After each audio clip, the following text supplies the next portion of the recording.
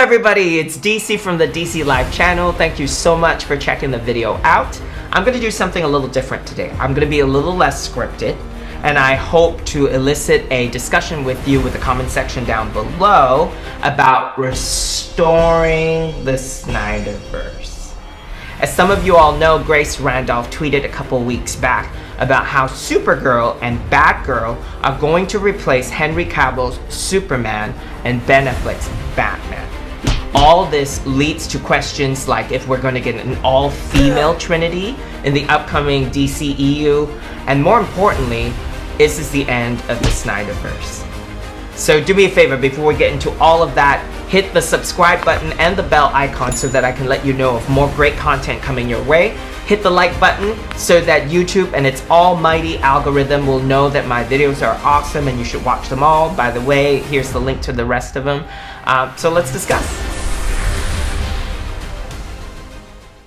So I was thinking it's a strange time nowadays with social media and everything being online that it is a little difficult for these movie studios to keep things a secret.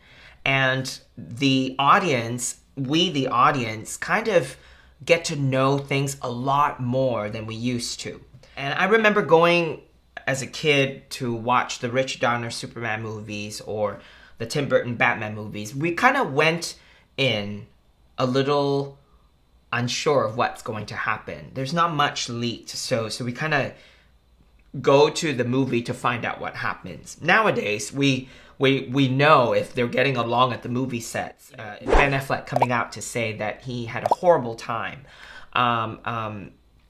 Ray Fisher, actually accusing the studio of racism, and Jeff Johns, and it's just all a mess, complete mess, and we get to see all of it. I guess the question is, what have we learned from all this information?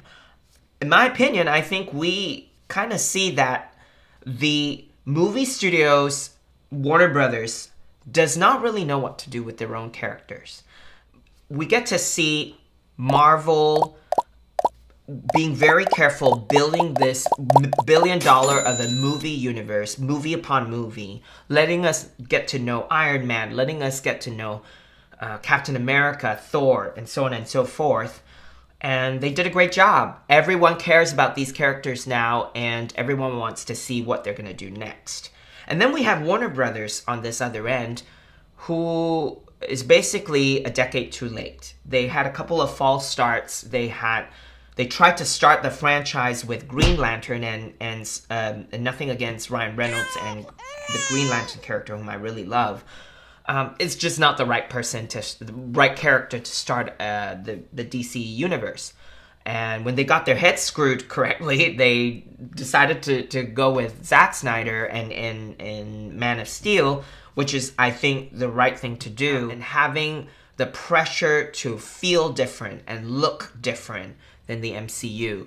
And we can argue that they maybe have just pivoted a little too far in the other direction. And the general population was puzzled as to why this Superman just broke General Zod's neck. They were puzzled, and how did the general population received it? The hardcore fans showed up, and the general population didn't. And that just freaked out Warner Brothers, and almost a little bit embarrassing that Superman is not as successful as maybe a Superman movie is performing just about as well as a Captain America or a Thor movie. Because MCU is really succeeding, and you just introduced your most popular iconic character, and people are going, "Is that really Superman?" So Then you put yourself in this place where supposedly Warner Brothers being the place where creatives get to be creative, and we really need this movie franchise to succeed. We need this franchise to keep up with MCU. So I'm sorry, Zack Snyder, we probably told you, go ahead with your vision, but I'm sorry, this is too dark. We need to kind of find a way to make it work.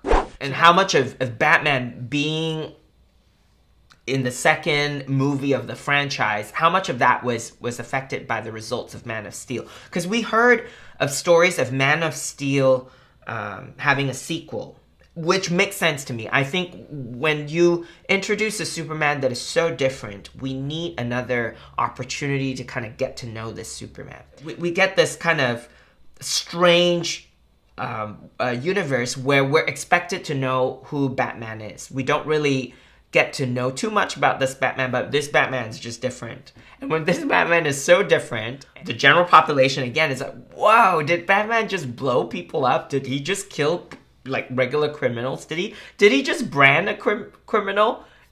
It's strange. It's so strange, and what a mess, right? So you have this director with his artistic view of how things should be, and in general, we know Zack Snyder has a very kind of adult and dark tone about his movies. So when he was told to do the franchise the way he sees it, and then they freak out and pull the brakes on him, I can understand why he's confused and offended.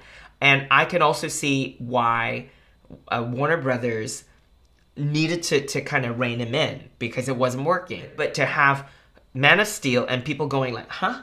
Is that Superman? And then you go, whoa, not only is Superman killing people, Batman's killing people too. And then Doomsday, like, whoa, what's going on? What? Superman just died, but he just came out like a movie ago. And then to have that be the second movie and the next movie be Suicide Squad? What in the world are we doing? Why do we need to get to know Deadshot or Harley Quinn or Enchantress or Captain Boomerang when we barely know Superman and Batman? If you introduce Wonder Woman in this movie, shouldn't the next movie be Wonder Woman? Or at least Aquaman or Flash or Cyborg, if where all this is about leading to the big Justice League? No, we get Suicide Squad. And again, a head scratcher. Hey, how am I doing so far? Thank you so much for watching to this point. Please comment down below, join the discussion. Let us know if you think we should restore the Snyderverse. Meanwhile, at the Hall of Justice. But let's look on the other end. Let's talk about the general population, the audience in like us, right? Let's look at the box office results. And what have we learned from that as well? I think initially when there was this excitement that Warner Brothers is going to have its own movie universe, I think in general, people love the DC characters. And we can tell through the Justice League TV shows and the Batman animated series, the Superman animated series. The general population loves these characters, and if you do them right, they'll come out and support these characters. The box office kind of reflects the mess that it is. Why do you think that it's not as successful? And why do you think the audience in general are just kind of puzzled with what to do with these characters? It's because the movie studio itself is puzzled and confused with what to do with these characters. In order for this universe to succeed, you kind of need the fandom and the general population to come together and spend money on these characters. With Wonder Woman, we did get to see the horrors of a war, the darkness of a war. But at the same time, this character was lovable, was kind of positive and hopeful, and I don't know, I think it worked for me. And then there's Aquaman, who is relatively very new to the general population. We might know him from Super Friends or maybe a little bit through Justice League. Aquaman worked. It's their first billion-dollar movie. Why did it work? Because it was fun. It was somewhat serious, but mostly fun. It was a world that we've never seen, this world underwater. It's almost like Star Wars, but underwater. Awesome. I loved Aquaman. And then with Joker, Joker is dark. Joker is very adult and very complicated, and they got that right with the Joker. The audience responded with the box office. And we have successes with Wonder Woman. We have successes with Aquaman, and even Joker, who's not from this universe. What does that say to these movie studios? Is that we love these characters. And finding the right balance of fun and serious, and all that being different from the MCU, it would work. Give us a cohesive movie movie franchise, a movie universe. Let us get to know these characters. I don't necessarily need it to be exactly like the MCU. The DCEU needed to rush, yes, but you can rush and also tell a good story. When you rush and then you throw in everything in the kitchen sink and confuse everybody, including the fandom, then you get the mess that you have. Hey everyone, Future DC here. Thank you so much for joining me to the end. I know, I do look a little different from the rest of the video. I did get a haircut, and where am I? That's another video for another time.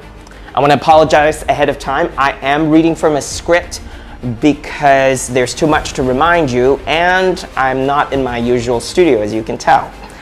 I want to remind you that we are at the end of part 1 of our discussion of should we restore the Snyderverse? How did we get here? When part 2 comes out, I will make sure to have a link in the description down below if the video is not already suggesting links up top or at the end of the video. Another way to stay in touch and be in the loop of everything is to hit the subscribe button, give me a thumbs up, and also to ring the bell icon for notifications so that when part 2 does come out, you will be the first to know. Do check out dclife.com for all things about me. Be sure to share this video with every comic nerd you know because you have to join the discussion. What do you think of Restore the Snyderverse? What do you think of the observations that I've made on this video? Do you think that what's going on at the DCEU is because of mismanagement with WB, or do you think that this is just how Zack Snyder tells stories? But I want to remind you to keep pressing on towards what you love because life's too short. Live it fully. I'll see you in part 2.